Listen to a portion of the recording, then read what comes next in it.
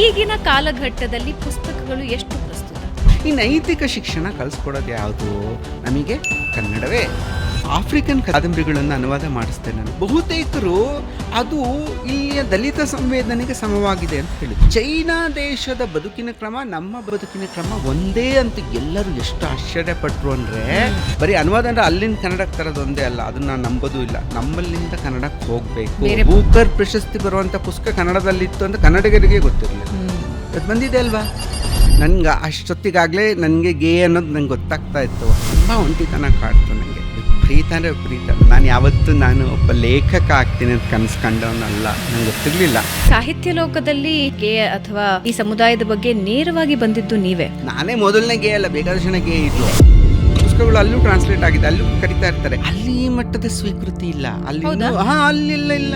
ಅವೆಲ್ಲ ನನಗೆ ಏನ್ ಗೊತ್ತಾಯ್ತು ಅಂದ್ರೆ, ಸಮಾಜ ಅನಾವಶ್ಯಕವಾಗಿ ನನ್ನ ಒಂದು ಶಕ್ತಿಯನ್ನು ಮುಚ್ಚಾಕ್ತದೆ.